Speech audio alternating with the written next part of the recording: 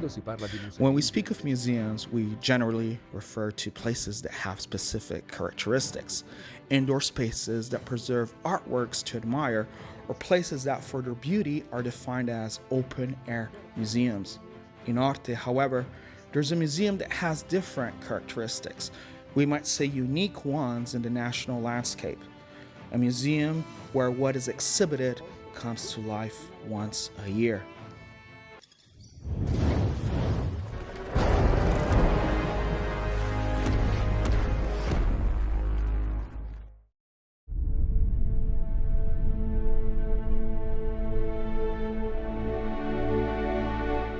The Museum of the Confraternities of Orte is a pulsating heart within the town.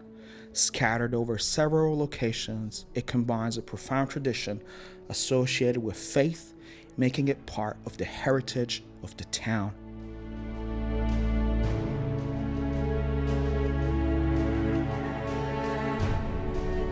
The museum's main location is inside the Church of Santa Croce, which is itself an essential part of the museum, as two remarkable works are preserved there: the panel of the Madonna of the Rosary, a 16th century work by master craftsman Giorgio da Orte, and the 15th century wooden crucifix, attributed to the Southern Umbrian school and the circle of Bernardino Campiglio da Spoleto. The panel of the Lady of the Rosary was commissioned to the painter by the confraternity of the same name. Master Giorgio also portrayed the face of the confraternity's dean in the painting. The crucifix, on the other hand, was commissioned by the confraternity of Santa Croce. Its vibrant realism was captured at the moment when Christ is about to draw his last breath. Another crucifix of artistic significance is attributed to Lorenzo Maitani. Dating back to the 14th century, the work emphasizes the liveliness of Maitani's school, a trace of a flourishing activity that peaked in several decorations in Orvieto Cathedral. At first glance, the museum offers a collection of furnishings that successfully attempt to reconstruct and illustrate the procession of the dead Christ in which they are used. From the other furnishings, the coffin stands out. It was made by 4 craftsmen in 1722 using beech wood, and features a Baroque style modeled with considerable classical influences.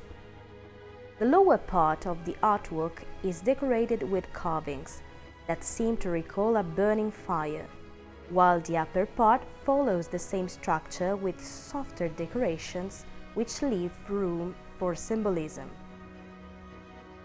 Among the symbols, it is possible to recognize the 12 candles placed at the side of the lying Christ, representing the 12 tribes of Israel and the 12 apostles. From the end of the 16th century, the phenomenon of the dressed Madonnas became popular in Italy. These images were not only present inside sacred buildings, but also in private homes. It is easy to imagine how families took special care in decorating these figures, which consisted of a face, hands, sometimes even feet, and were supported by a wooden framework upon which the figure developed harmoniously. The dressing ceremony during particular liturgical moments was a truly authentic event, open to the entire community. In many cases, these customs have been lost. In Orte, the Rappaini family donated the image that kept at home to the confraternity of Santa Croce in 1856. Eccola. Ve la consegno affinché voi possiate donarla alla venerazione degli ortani.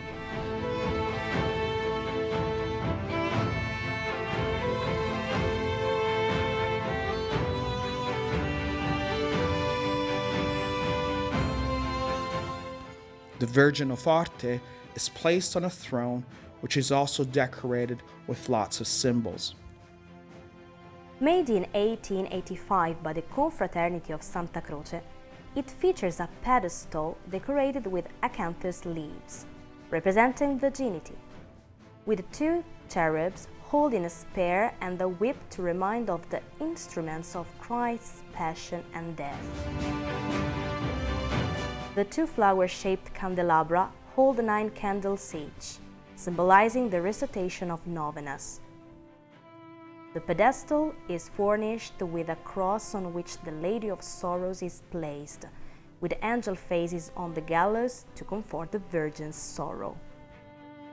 The confraternities participating in the procession have their own devotional items with similar characteristics.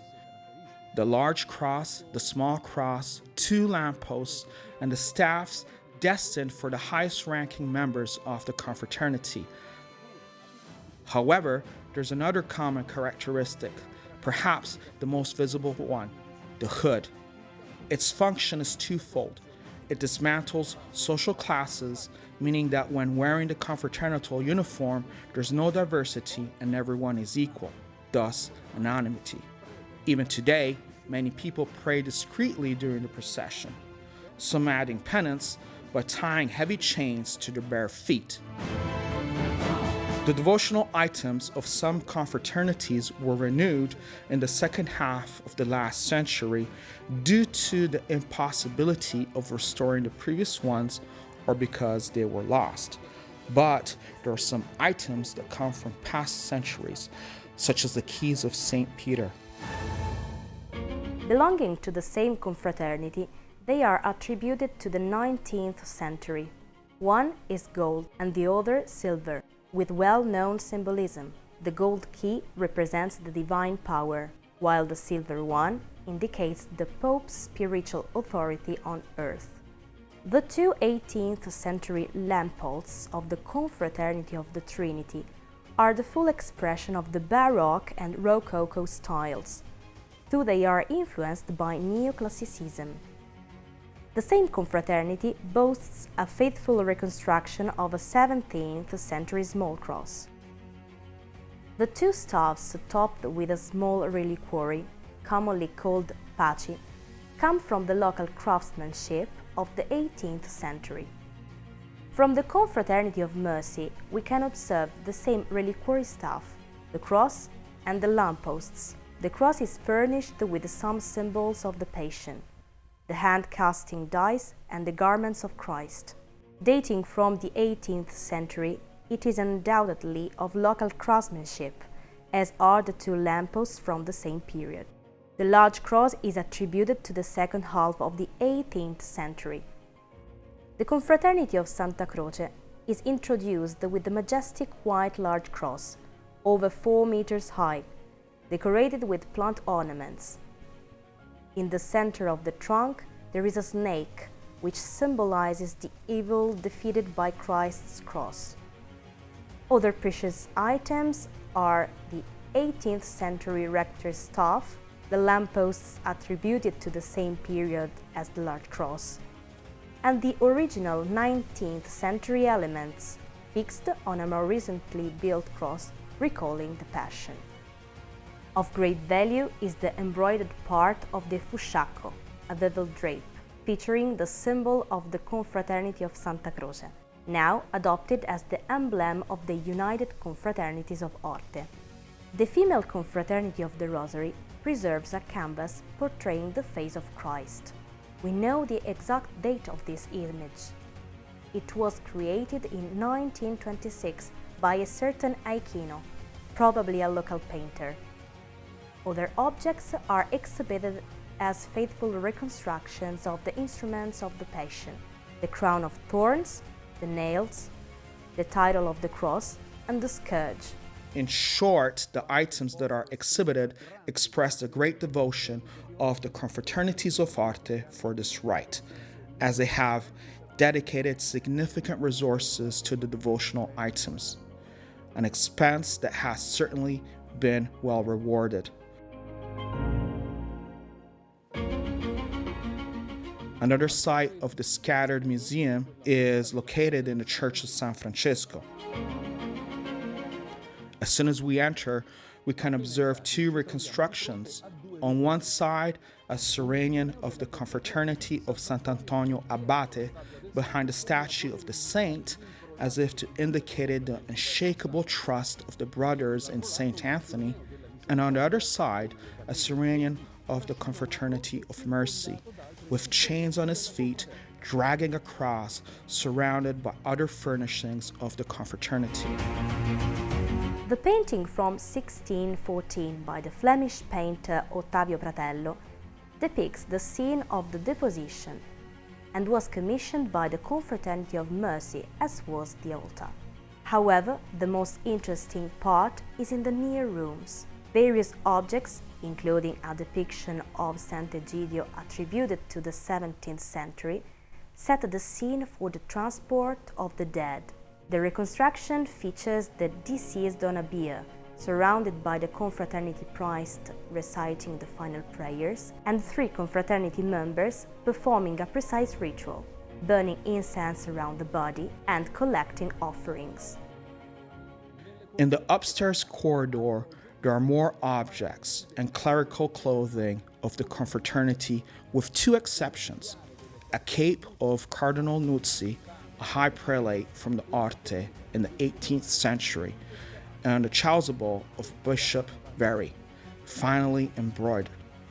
Various reliquaries complete the exhibition.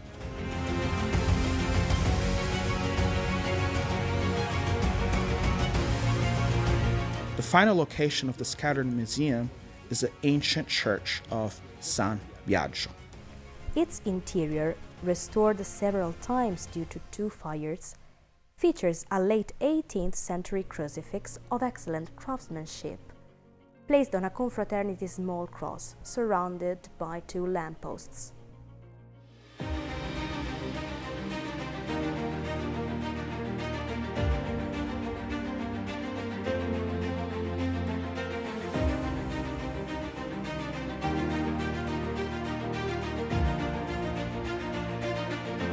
These 3 sites we have seen tell and show the faith, charity, and presence of the confraternities in the city of Orte, with some artworks commissioned by them.